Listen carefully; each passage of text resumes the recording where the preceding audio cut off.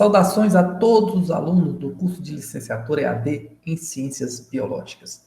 Meu nome é Rafael de Queiroz Ferreira, sou docente responsável pela disciplina de Química Geral e hoje nós vamos continuar o capítulo 2, que fala sobre átomos, moléculas e íons. Na verdade, hoje nós vamos falar sobre moléculas e compostos moleculares. Isso porque várias substâncias simples são encontradas na natureza na forma molecular. Dois ou mais átomos do mesmo tipo, ligados entre si. As moléculas são representadas com a fórmula química. Por exemplo, O2, O3, Br2. Esse número subscrito aqui indica a quantidade de átomos presentes em cada molécula. Por exemplo, na molécula de oxigênio, nós temos 2 átomos de oxigênio. Na molécula de ozônio, 3 átomos de oxigênio. Uma molécula composta por 2 átomos é chamada de molécula diatômica, como o oxigênio, que nós acabamos de mencionar, ou o Br2. Compostos constituídos por moléculas com mais de um tipo de átomo são chamados de compostos moleculares. Na figura 2.16, a gente tem modelos moleculares. Vocês podem observar como as fórmulas químicas dessas moléculas simples correspondem à sua composição. Como, por exemplo, na água, que tem uma molécula de oxigênio e 2 moléculas de hidrogênio. Ou no dióxido de carbono, que tem uma molécula de carbono e 2 moléculas de 2 átomos de oxigênio, perdão. E o metano, que tem 1 átomo de carbono e 4 átomos de hidrogênio. Grande parte das substâncias moleculares contém apenas não metais. As fórmulas químicas que indicam o número real de átomos de uma molécula são chamadas, então, de fórmulas moleculares. Como aqui para o metano, CH4. 1 átomo de carbono e 4 átomos de hidrogênio, formando a molécula de CH4. Fórmulas químicas que dão apenas o número relativo de átomos de cada tipo em uma molécula são chamadas de fórmulas empíricas. Uma fórmula estrutural mostra a forma como os átomos estão ligados na molécula. Ela geralmente não descreve a geometria real da molécula e pode ser representada como um desenho em perspectiva. Nessa fórmula estrutural para o metano, nós temos o carbono central ligado a 4 átomos de hidrogênio por ligações simples. Já no desenho em perspectiva, nós temos essa mesma estrutura, só que organizada em 3D, onde nós podemos observar que o triângulo tracejado representa uma ligação em que o hidrogênio está atrás da página. Já esse triângulo cheio aqui representa uma ligação onde esse hidrogênio está fora da página, na direção do leitor. E essas duas linhas sólidas representam ligações em que os átomos estão no plano da página. Há outros modelos para a visualização das moléculas, como, por exemplo, o modelo de bolas e vareta, que mostram os átomos como esferas, hidrogênio e carbono, e as ligações como varetas. Um modelo de preenchimento parcial, como esse aqui, representa como seria uma molécula na qual os átomos tivessem seu tamanho ampliado. As identidades dos átomos, são geralmente indicadas por uma determinada cor. Nesse caso aqui, em preto, nós temos o carbono e hidrogênio. Em branco, nós temos o hidrogênio. Se os elétrons são removidos ou adicionados a um átomo, forma-se uma partícula carregada, que nós chamamos de íon. Um íon com carga positiva é um cátion, e um íon com carga negativa é um ânion. Em geral, os átomos de metal tendem a perder elétrons para formar cátions. Lembrando que os átomos do metal estão aqui na esquerda da tabela periódica. E os átomos de um não metal, que estão na direita da tabela periódica, tendem a ganhar elétrons para formar ânions. Na figura 2.18, a gente apresenta as cargas previstas de alguns íons comuns, como, por exemplo, o sódio, que é mais 1, o enxofre, que é menos 2. Observe também que a linha vermelha, que divide metais e não metais, também separa cátions de ânions. Um caso específico aqui é o hidrogênio, ó, que forma tanto cátions, um mais, como ânions, um menos.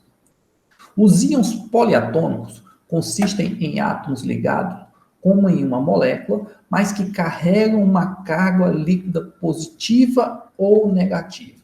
Muitos átomos ganham ou perdem elétrons para adquirir configuração eletrônica de gases nobres, justamente porque os gases nobres são mais estáveis. Deste modo, compostos iônicos são aqueles formados por cátions e ânions. Um composto iônico como o NaCl costuma ser formado por combinações de metal com não metal, metal com não metal, tá bom? Em contrapartida, os compostos moleculares são geralmente formados apenas por não metais, como a molécula de água. Por quê? Porque aqui há um compartilhamento de elétrons que nós falaremos mais adiante quando formos falar de ligação química em futuras videoaulas. Os íons em compostos iônicos estão dispostos em estruturas tridimensionais. Não há uma molécula em um composto iônico como o NaCl. Para que vocês visualizem melhor isso, a figura 2.19 traz a formação de um composto iônico de cloreto de sódio. O cloreto de sódio é o nosso sal de cozinha, né? Ele é representado assim na forma de cubo tridimensional, tá bom? Onde as esferas roxas são as esferas que representam o cátion em Na+, que é obtido a partir do átomo de sódio, que tem 11 prótons e 11 elétrons, que ao perder um elétron para o átomo de cloro, passa a ter 11 prótons e 10 elétrons. Esse elétron que o átomo de cloro perdeu para formar o íon Na+, chega aqui até o átomo de cloro, que tem 17 prótons e 17 elétrons, para formar o íon cloreto, que passa a ter 18 elétrons. Por conta dessa carga negativa no cloreto, dessa carga positiva no sódio, há então a união desses átomos formando o que a gente chama de ligação iônica, que mantém essa estrutura aqui unida e na forma de cubos. Podemos escrever também a fórmula empírica de um composto iônico se soubermos a carga dos íons. Por exemplo, Mg2+, mais N3- vai gerar uma fórmula empírica Mg3 N2. Por quê? Porque a carga do meu íon é equivalente ao número de cátions e assim sucessivamente. O sistema utilizado para nomear substâncias, portanto, é chamado de nomenclatura. As regras para a nomenclatura química são baseadas na divisão das substâncias em categorias, sendo que as principais categorias são as dos compostos orgânicos e inorgânicos. Os primeiros, que são os compostos orgânicos, geralmente contêm carbono e hidrogênio em combinações com oxigênio, nitrogênio e outros elementos. Todos os outros são compostos inorgânicos. Como visto, compostos iônicos geralmente consistem em íons de um metal combinado com íons de um não metal. Os nomes dos compostos iônicos são formados pelo nome do ânion seguido do nome do cátion. Desta forma, nós vamos apresentar agora na sequência como nomear cátions e ânions para um composto iônico. Começando pelos cátions. Número 1. Cátions formados a partir de átomos de metal têm o mesmo nome que o metal. Por exemplo, no cloreto de sódio, o sal vai ter o nome cloreto de sódio, que é o nome do metal que compõe ele. Se o metal for formar cátions com diferentes cargas, a carga positiva será indicada por um algarismo romano entre parênteses após o nome do metal. Como, por exemplo, no cloreto de ferro 3, que tem essa carga 3, porque o ferro aqui é 3+, tá bom, gente? Observem que, segundo a IUPAC, você não deve deixar um espaço aqui entre o nome do átomo, do metal, e a carga dele em algarismo romano. Cátions formados a partir de átomos de não metais têm nomes que terminam em IO. Por exemplo, o cloreto de antimônio 3, porque o antimônio aqui tem carga 3+. A tabela 2.4 traz mais alguns exemplos de nomenclatura de cátions que compõem os compostos iônicos, tá bom? Como, por exemplo, o íon césio, o íon cádmio, o íon alumínio, o íon chumbo 2, o íon mercúrio, que pode ser 1 ou mercúrio 2, tá bom? Observem aqui a diferença. E na sequência, a gente vai então falar aqui dos nomes dos ânions. Começando com o nome dos ânions monoatômicos, que são formados ao substituir o final do nome do elemento pelo sufixo eto ou ido. Alguns ânions poliatômicos também têm nomes que terminam em eto ou ido. Como exemplo, novamente, nós vamos pegar o cloro, que gera um ânion, e ao gerar esse ânion, ele perde o O e recebe o sufixo eto, passando a se chamar cloreto. O mesmo ocorre com o enxofre, que é chamado sulfo. Ele perde o O e ganha o eto, passando a ser chamado de sulfeto. 2. Ânions poliatômicos que contêm oxigênio têm nomes terminados em ato ou ito e são chamados de oxiânions. Retomando, ânions poliatômicos que contêm oxigênio são chamados oxiânions. Prefixos são usados quando a série de oxiânions de um elemento se estende a 4 membros, como ocorre com os halogênios. Como exemplo aqui, nós temos na figura 2.2 o oxiânion comum ou representativo, clorato, que é o ClO3-. Ao ganhar um átomo de oxigênio, ele passa a ser ClO4- e ganha o nome perclorato. Se o clorato perder um oxigênio, ele passa a ser ClO2- e passa a ser ito ou clorito. Se ele perder mais um oxigênio, ele vai passar a ser o ClO- e vai receber o prefixo hipo, passando a ser hipoclorito. Portanto, o prefixo hipo ou per é usado se você perder ou ganhar oxigênios em excesso. Ânions derivados de H+, ânions derivados da adição de H+, a um oxiânion são nomeados ao colocar como prefixo a palavras hidrogênio, como no caso aqui do hidrogênio fosfato disódico, ou dihidrogênio, quando eu tenho 2 hidrogênios, dihidrogênio fosfato de amônio. Na tabela 2.5, a gente traz mais alguns exemplos de nomenclatura de ânions, como o íon cianeto, o íon óxido, olha aqui o prefixo ido, tá bom, gente? No hidróxido, no óxido, no hidróxido, por exemplo, tá bom? O nitreto e compostos compostos iônicos como o íon carbonato, o íon sulfato, o íon fosfato e assim por diante.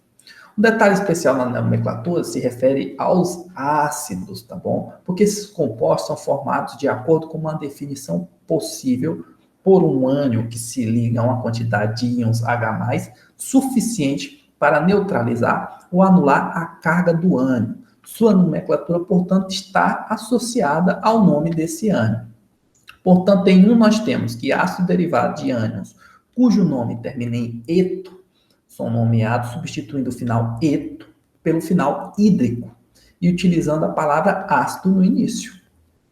Se o ácido derivado de um ânion tiver uma terminação ato ou ito, são nomeados substituindo a terminação ato por ico e a terminação ito por oso. É muito comum em cursinhos pré-vestibulares vocês usarem analogias para decorarem essas substituições. Por exemplo, bico de pato, gostoso, bonito, tá bom? Se vocês quiserem, vocês podem usar essas analogias para facilitar a vida de vocês. Em seguida, a palavra ácido é adicionada no início. Os prefixos do nome do ânion são mantidos no nome do meu ácido. Como exemplo, nós temos então o cloreto, o ânion cloreto. Ao adicionar H+, passa a ser o HCl, portanto, tem o nome ácido clorídrico. Eto passa para hídrico. O clorato, ao ganhar um H+, passa a ser o ácido clórico. O perclorato, ao ganhar um H+, passa a ser o ácido perclórico. O prefixo é mantido, o sufixo é mantido, tá bom? Já o clorito, que é o ClO2-, ao ganhar um H+, passa a ser o ácido cloroso, ito passa a oso. E o hipoclorito passa a ser o ácido hipocloroso. Os procedimentos, então, utilizados para nomear compostos moleculares binários são, portanto, semelhantes aos utilizados para nomear compostos iônicos. O nome do elemento mais à esquerda na tabela periódica é sempre colocado em primeiro lugar na fórmula química, exceto quando o composto contém oxigênio ligado a qualquer halogênio, como, por exemplo, o flúor. Ou, como, por exemplo, não, exceto o flúor. Como exemplo, nós temos aqui o CO. Como o carbono está mais à esquerda do que o oxigênio, ele fica na frente aqui na fórmula química. Hoje a nomenclatura é monóxido de carbono. Mas já a gente vai falar da nomenclatura de compostos binários. A gente só está mostrando como escrever a fórmula química. Se ambos os elementos pertencem ao mesmo grupo da tabela periódica, lembre-se que os grupos estão posicionados verticalmente na tabela periódica, o que tiver mais abaixo no grupo aparece em primeiro lugar na fórmula química, como acontece aqui no SO2. O enxofre está mais abaixo do oxigênio, por isso que ele aparece primeiro, dando origem ao dióxido de enxofre. O nome do composto molecular binário é dado, então, pelo nome do segundo elemento da fórmula química com terminação eto, seguido da preposição di, e do nome do primeiro elemento na fórmula química. Por exemplo, o segundo elemento aqui é o cloro, então é o cloreto de bismuto 3, porque o bismuto aqui tem uma carga 3+. Prefixos gregos indicam o número de átomos de cada elemento na fórmula e são comumente usados também, como aqui no dióxido, tem 2 oxigênios, dióxido de carbono. Mas existem outros prefixos, como tri, no trióxido de enxofre, tetra, hexa e assim por diante.